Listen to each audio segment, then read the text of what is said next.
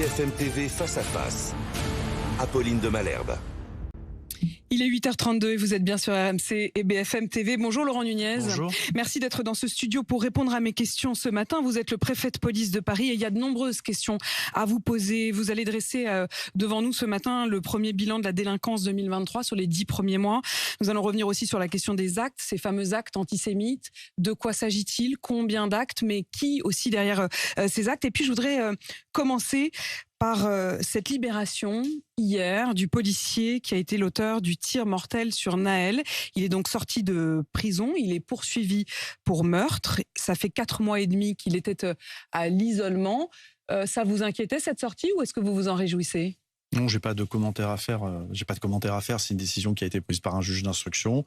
Voilà, j'en prends acte. J'ai pas aucun commentaire à faire. Évidemment, c'est un dossier que je suis avec attention. Que je rappelle, c'est un policier qui relève de la préfecture de police de Paris, donc c'est un de mes effectifs. Donc voilà, j'ai pris acte de cette décision prise par un magistrat dans le cadre de l'état de droit.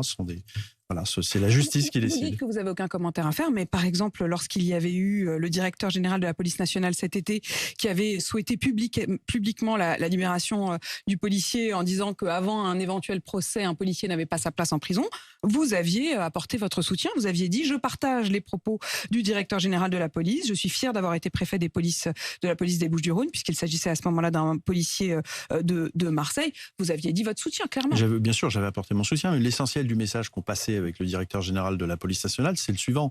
C'était de dire les policiers bénéficient aussi d'une présomption d'innocence. Il y en a marre de cette présomption de culpabilité systématiquement quand il y a usage d'armes et qu'il y a des blessés, parfois des tués, évidemment malheureusement, et on le déplore. Et ce que nous déplorons, c'est cette présomption de culpabilité, là où il y a une présomption d'innocence qui prévaut. Les seules personnes qui peuvent juger de la régularité d'une action de police, c'est la justice française. Personne d'autre, ce ne sont pas les journalistes, ce ne sont même pas la hiérarchie policière. Moi, dans toutes ces affaires, je suis dessaisi. C'est la justice qui va rendre son verdict. Et ce qu'elle regarde, la justice, c'est la proportionnalité de l'usage de la force par les forces de l'ordre. Il n'y a que la justice qui en juge. Et ce n'est pas parce que quelqu'un est blessé, même gravement, qu'il y a forcément faute de la police. C'est ça le message que nous voulions faire. C'était le message que nous voulions faire passer. Donc je parle pour la généralité des cas. Dans le cas de Nahel, il est évidemment décédé, ce qui est évidemment ce que tout le monde déplore. C'est évident, tout le monde déplore. Mais le message valait d'une manière générale, et c'était de rappeler que les policiers ne sont pas soumis à une présomption de culpabilité systématiquement, comme laisse à le penser une partie de la classe politique parfois. Laurent Nunez, il est sorti hier soir et Grégory Joron du syndicat SGP Police était mon invité ce matin sur RMC. Il précisait que le nouveau domicile, c'est-à-dire celui où ce policier a trouvé refuge, ne pouvant pas retourner dans son domicile d'origine parce que l'adresse avait fuité, a déjà été mis sous surveillance cette nuit ? Grégory Joron est toujours bien informé, mais vous imaginez bien évidemment que ce policier, sa famille, surtout sa famille, dès les premiers jours, ont fait l'objet de menaces extrêmement graves. Évidemment qu'ils font l'objet d'une surveillance, évidemment, comme tous les citoyens français, quand ils sont menacés comme ils peuvent être. Je parle de surveillance, voilà, je ne rentrerai pas dans le détail, mais comme à chaque fois que des citoyens français font l'objet de menaces graves, ils font l'objet de protection. Laurent Nunez, la nuit a été calme ? La nuit a été calme, oui, la nuit a été calme. On a eu ici ou là quelques escarmouches, mais nous avions déployé, et le ministre de l'Intérieur y a veillé personnellement, un dispositif policier adapté, évidemment, à d'éventuelles troubles, violences urbaines. La colère des émeutes non, pas cette nuit. Non, pas cette nuit, mais nous avons été extrêmement attentifs, comme nous l'a demandé le ministre de l'Intérieur. Laurent Nunez, on est au mois de novembre, mi-novembre, et vous avez déjà les premières tendances de la délinquance depuis le début de l'année. Quelles sont-elles ? Depuis 10 mois, donc j'ai les chiffres à fin octobre, les tendances sont plutôt bonnes. Les atteintes aux biens et les atteintes à l'intégrité physique des personnes baissent globalement, notamment sur les vols violents, où on est à des baisses de moins de 20%. Et puis aussi, surtout, j'insiste là-dessus, parce que ça concerne beaucoup de franciliens, les violences aux personnes dans les transports baissent de manière significative. On est à moins 30%. Donc, moins 30% sur les violences aux personnes ? Dans les violences aux personnes, dans les transports, dans les vols violences également, je viens de le citer. Puis d'une manière générale, les atteintes aux biens. Alors après, structurellement, vous savez que la délinquance est élevée dans toute l'agglomération parisienne, y compris d'ailleurs dans toute l'Île-de-France. Donc évidemment, ces baisses, il faut les poursuivre. Le sentiment, lui, d'insécurité, il persiste toujours, évidemment, mais il faut continuer ces actions résolues de lutte contre la délinquance en déployant des effectifs sur le terrain, en analysant les zones de criminalité pour être plus présent sur ces zones. C'est dû à quoi? C'est ce que nous demande le ministre, c'est la présence policière. C'est la présence policière, d'abord, donc qui dissuade, et puis c'est aussi le niveau, la qualité des investigations qui sont menées. On a des taux d'élucidation, notamment en matière de cambriolage, qui augmentent significativement sur l'agglomération parisienne. Je veux en féliciter évidemment les fonctionnaires de police. Et on démantèle les équipes. Vous savez, les équipes de cambrioleurs commettent généralement plusieurs faits. Donc quand vous démantelez une équipe, c'est plusieurs cambriolages qui sont évités. Et justement, il y a deux points noirs, il y a deux points qui restent noirs. C'est évidemment les cambriolages, qui continuent à être orientés à la hausse. Et puis aussi les coups et blessures volontaires, c'est-à-dire toutes ces violences qui ne sont pas des violences dites commises pour commettre des vols en réalité. Donc c'est les coups et blessures volontaires qui continuent d'augmenter. De combien ? Alors on est à 2-3% d'augmentation depuis le début de l'année, donc moi je me félicite que la hausse soit moindre, mais il y a toujours une hausse, et c'est la même chose pour les cambriolages, mais ces derniers mois, alors là je ne suis pas sur 10 mois, mais ces 3-4 derniers mois, les chiffres sont meilleurs, et on va évidemment poursuivre cette action en ciblant, et j'insiste, pour ce qui est de la capitale parisienne, il y a quand même un peu la vitrine de notre pays en ciblant un certain nombre de territoires en particulier. Je pense au Champ de Mars où nous déployons énormément de moyens.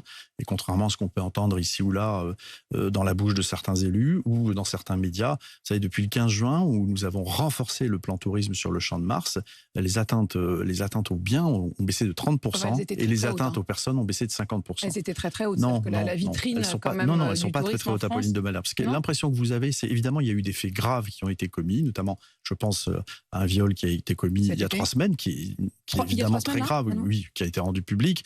Et évidemment, donc on surfe toujours, on crée des polémiques sur ces faits divers très graves qui sont inacceptables. Mais je peux vous dire qu'au Champ de Mars, c'est l'endroit de Paris où je déploie le plus de policiers.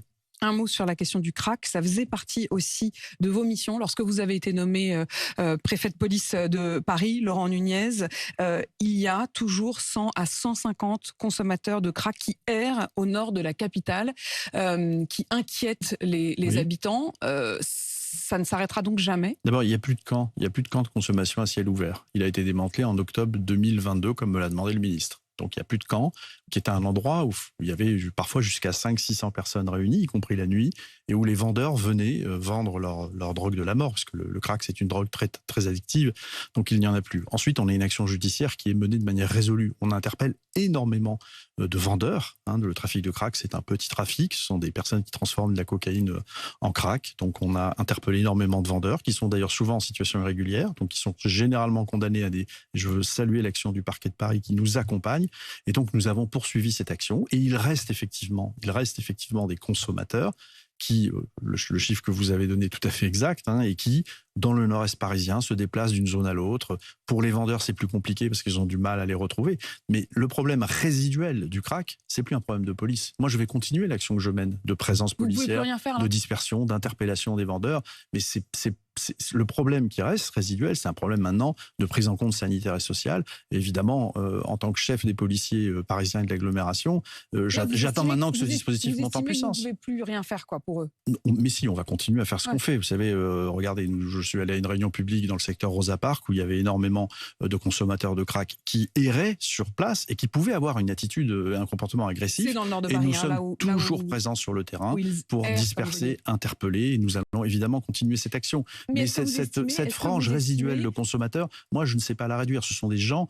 Moi, mes policiers, comme je le dis souvent, et je me répète, mes policiers ne sont pas des médecins. Et moi, je ne demande pas aux médecins d'aller interpeller des trafiquants de stupes. Donc voilà, maintenant, il faut que chacun fasse sa part du travail. Et sa part du travail, c'est quoi? C'est le ministère de la Santé? C'est la mairie de Paris? C'est la santé, c'est les élus. Mais tout ça est en route.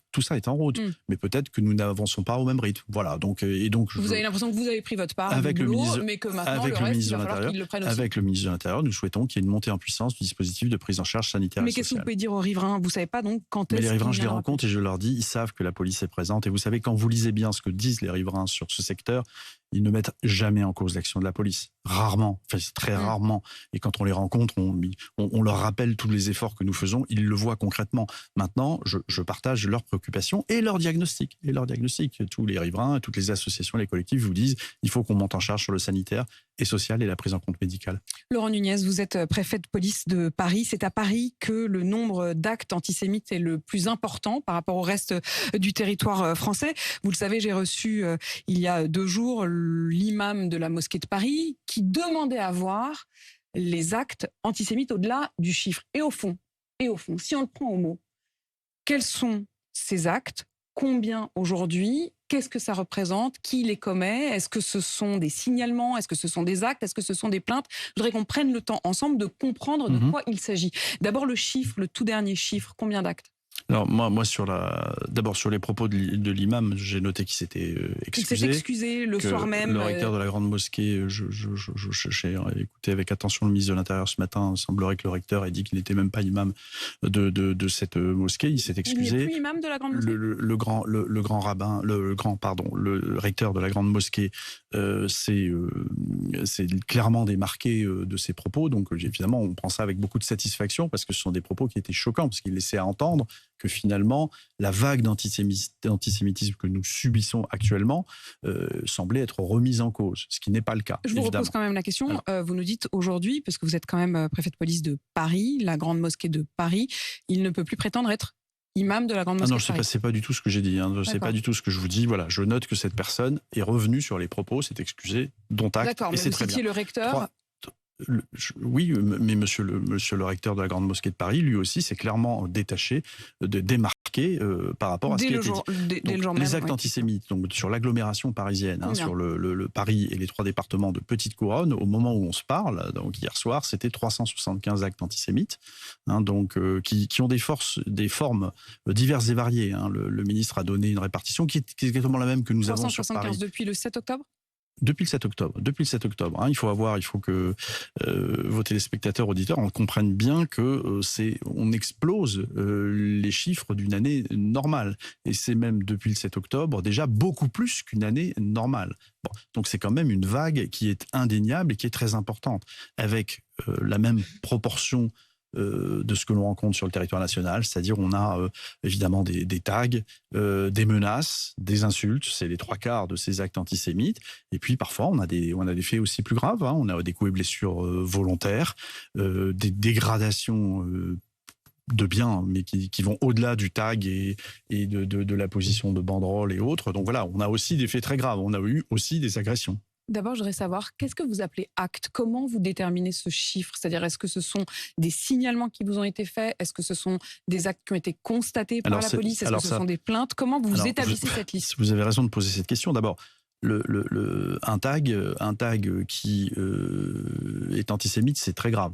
Donc, il faut jamais relativiser la forme que prend l'atteinte. Nous, on ne la relativise jamais. Évidemment, les coups et blessures, c'est plus grave. Vous portez atteinte à l'intégrité physique d'une personne, mais un tag, en soi, évidemment, c'est très grave. Alors, il y a plusieurs façons de le détecter ces actes. D'abord, il y a ce qu'on constate, ce que les policiers peuvent constater, et puis il y a les plaintes qui sont déposées. Et nous, on souhaite que systématiquement, il y ait des plaintes. Moi, sur 375 actes antisémites, je n'ai que 180 plaintes. Donc j'aimerais en avoir plus, parce que ça nous permet de lancer évidemment des investigations. Mais comme nous l'a demandé le ministre de l'Intérieur, de toute façon, on le fait. Dès qu'on constate qu'il y a eu un acte... Même s'il n'y a pas de plainte à proprement parler, vous vous emparez de la question. Exactement, ou je dépose plainte moi-même. Comme ça a été fait pour ces jeunes qui, sur la ligne 3 du métro, ont chanté et tenu des propos clairement antisémites. On va y revenir sur ces jeunes parce que des interpellations ont eu lieu, mais je voudrais vraiment comprendre de quoi on parle. Donc, on a bien compris que quand vous nous parlez d'actes, il ne s'agit pas forcément formellement de plainte. Pas forcément, effectivement. Et elles vous sont signalées, ces actes vous sont signalés par tout un chacun. Ce ne sont pas forcément des constats de policiers eux-mêmes. Ça peut être des constats de policiers, ça peut être des signalements, donc des appels police 17 parce qu'on a constaté sur tel bâtiment public un tag. Voilà. Et pour les faits les plus graves, évidemment, il y a toujours des plaintes. Il y a toujours des plaintes. Et puis ça peut être aussi, j'insiste, des détections qui sont faites sur les réseaux sociaux. Donc on a la plateforme Pharos. Il y a aussi des personnes qui sur Internet constatent des propos qui sont des propos d'apologie, des propos de haine des Juifs, et qui vont à ce moment-là faire un signalement à Pharos qui est transmis à la justice, et la justice ensuite saisit un service de police compétent, et quand c'est dans ma zone de compétence, ce sont mes services qui sont saisis. Et parfois on va retrouver les auteurs comme ces interpellations, mais encore un mot, vous avez dit que vous regrettiez qu'il n'y ait pas une plainte pour un acte. Qu'est-ce qui fait que les plaintes ne sont parfois pas déposées? Est-ce que ça veut dire que c'est une crainte peut-être de déposer plainte? Est-ce que c'est le sentiment que finalement, c'est comme ça, une forme de se disant il n'y a rien à faire? Qu'est-ce qui motive la non-plainte? Mais je ne sais pas. Je sais qu'il faut porter plainte. C'est vrai que parfois, j'ose espérer que ce n'est pas la crainte. J'ose espérer que ce n'est pas la crainte, puisque la police est là pour protéger, pour mener les investigations. Voilà. Moi, je déplore ce décalage. Après, très honnêtement, Apolline de Malherbe, quand c'est un tag qui est apposé sur un bâtiment public, voilà, la plainte tarde parfois à venir. C'est à ce moment-là au propriétaire de ce bâtiment, à la personne en charge de gestion de déposer plainte. Puisque vous parlez des tags, il y a un certain nombre de tags, ces fameuses étoiles juives au pochoir bleu qui avaient été apposées. On s'est rendu compte depuis que c'était un commanditaire moldave, russe, enfin probablement l'influence étrangère. Est-ce que ça compte dans les 375 actes? Oui, non, mais bien sûr. Mais attention, là vous êtes sur c'est un fait. Il ne faut pas relativiser, il ne faut pas s'imaginer que parce qu'on a eu on a eu plusieurs dizaines d'étoiles qui ont été apposées dans Paris en petite couronne. Il ne faut pas s'imaginer que ça épuise mes 375 faits. Donc on est sur un fait. On est sur voilà, on a eu 2 séries d'actions, une qui a été menée par un premier couple qui a été interpellé, qui a été d'ailleurs qui a été placé en garde à vue, et puis qui a été reconduit. Nous avons reconduit dans leur pays. Ils ne sont plus sur le territoire français. Ils ne sont plus sur le territoire français. Ils ont été reconduits. Ils ont été reconduits le 10 novembre dernier. D'accord. Et puis nous avons documenté qu'il y a un deuxième couple qui a agi et donc qui a apposé un certain nombre d'étoiles. Et on a 2 actes antisémites. Donc d'accord. voilà. Donc ça fait pas 200 étoiles. Donc 200, il n'y en aurait plus que 175. Ok, les choses sont très précises. Et ce que je veux saluer, et j'en profite pour dire, la plainte, ça veut dire, et le ministre de l'Intérieur nous le demande, des investigations judiciaires renforcées qui sont menées. Je peux vous dire que pour toutes les affaires qui ont été médiatisées ces temps derniers, les jeunes dans le métro, l'affaire des étoiles de David apposées avec des pochoirs, l'affaire de l'influenceuse, je peux vous dire que pour tous ces dossiers, nous avons mis le paquet en termes d'investigation judiciaire. Vraiment. Et nous avons retrouvé les auteurs dans un temps record. Laurent Nunez, vous avez parlé d'agression. De quoi s'agit-il ? Des coups et blessures volontaires, on en a eu. On a eu des personnes dont il apparaissait de manière ostensible qu'elles étaient de confession juive. Ici, le port d'une kippa, là, un tatouage sur un bras, qui ont pu, avec une étoile de David, qui ont pu faire l'objet de coups et blessures volontaires. Vous savez, vous avez l'exemple de ce rabbin qui a été agressé dans le métro par un jeune homme qui a été retrouvé, qui a été interpellé, qui a été placé en garde à vue. Un jeune homme de très jeune âge. Quel âge ? Une quinzaine d'années. Et donc, nous avons retrouvé cet individu, là encore, en un temps record, grâce aux investigations menées par mes services et en l'occurrence par la police régionale des transports. Laurent Nunez, l'âge des auteurs. L'âge est variable. On a des très jeunes auteurs et on peut avoir parfois des personnes qui sont plus âgées, qui ont 40, 50 ans et qui sont parfois ancrées dans la défense de la cause palestinienne, mais vu d'un point de vue très radical. Ce sont des gens qui sont très radicalisés. Je ne stigmatise pas ceux qui défendent la cause palestinienne, bien évidemment, mais c'est l'un des moteurs. On peut avoir des auteurs qui sont dans l'engagement politique de soutien à la cause palestinienne, mais de manière extrêmement radicale, puisqu'ils basculent, ils franchissent la ligne rouge et tombent sous le coup de la loi pénale. Vous savez, dans les actes antisémites, on a aussi tous ces slogans qu'on a pu observer sur des manifestations et qui étaient des slogans qui comparaient Israël au nazisme ou qui parfois comparaient des faits, par exemple la Shoah avec ce qui se pouvait se passer Laurent actuellement Nunez, en Palestine. Vous avez dit 375 actes, combien d'interpellations, combien de condamnations ? Alors, sur les interpellations, c'est 130. Donc, évidemment, nous avons 130 interpellations. Alors, je n'ai pas le détail des condamnations. C'est l'affaire de la justice. Moi, mon travail, c'est de faire en sorte que les policiers, sous le contrôle des parquets, retrouvent très vite les auteurs. Et en général, c'est fait très rapidement. Et vraiment, ce sont vraiment des sujets que nous prenons très au sérieux. Mais comme toutes les atteintes, je veux bien dire ça ce matin. Et justement, toutes les atteintes, il y en a d'autres. Il y a des atteintes contre les chrétiens, il y a des atteintes contre les musulmans, récemment. Oui, il y a des actes anti-musulmans, mais il y en a moins en ce moment. Voilà, nous les traitons avec le même sérieux, nous déployons les mêmes moyens. Mais ce n'est pas dans les mêmes proportions. Il y a pas une explosion du nombre d'actes anti-musulmans ou anti-chrétiens. Nous protégeons les lieux de culte. Nous protégeons aussi les lieux de culte musulmans les vendredis. On a eu l'occasion, le ministre s'est rendu à la Grande Mosquée de Paris pour le 11 novembre. Il a eu l'occasion de le rappeler. Nous sommes présents les vendredis aux entrées-sorties des mosquées. Et voilà, la République française, c'est ça. Nous protégeons tous les cultes. Il ne faut pas laisser à penser qu'en ce moment, il y aurait une préférence finalement pour la communauté juive. Il n'y a pas de préférence. Il y a une vague d'antisémitisme qu'il nous faut enrayer, endiguer, qui n'est pas normale. Et on ne peut pas la nier. C'est une réalité. Et moi, je ne vous cache pas que moi, dès que je me lève le matin, mon premier réflexe, c'est de regarder la synthèse du jour sur les actes antisémites qui ont été commis la veille. Évidemment, ils me sont rapportés tous en temps réel, mais tous les matins, j'ai la synthèse et elle est assez effrayante en ce moment. Elle est assez effrayante et ça, personne ne peut le nier. Personne n'a le droit de le nier. Laurent Nunez, vous avez évoqué certains militants radicalisés de la cause palestinienne et les slogans. Il y a une manifestation à nouveau prévue samedi. Est-ce qu'elle sera autorisée? Elle ne sera pas interdite. Elle ne sera pas interdite. Vous savez, on gère ces manifestations au cas par cas. C'est du cas par cas. C'est-à-dire qu'on regarde le contenu de l'appel à manifester, la qualité des déclarants, qui sont-ils pour se prononcer. J'applique, moi, les instructions du ministre de l'Intérieur et la jurisprudence du Conseil d'État.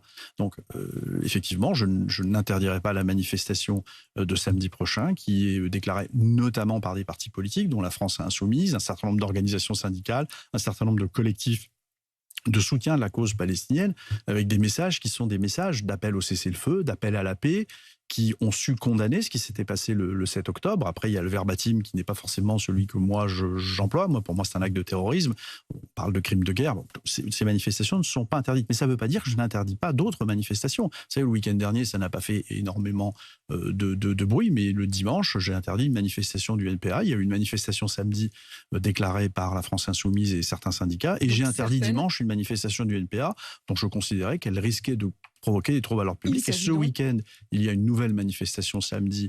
Moi, je suis en contact avec les députés de la France Insoumise qui prennent l'appel de m'appeler, de m'expliquer comment va se dérouler la manif, l'itinéraire. Cette manif aura lieu. Par contre, dimanche, j'ai une manifestation qui est déclarée sur un parcours qui ne me convient pas, avec une déclaration qui appelle clairement au soutien de la résistance palestinienne, de la résistance palestinienne, qui ne condamne en rien ce qui a pu se passer le 7 octobre, qui est déposée par une structure de soutien de la cause pro-palestinienne dont je considère qu'elle est radicale. Et donc cette manifestation, oui, je l'interdirai.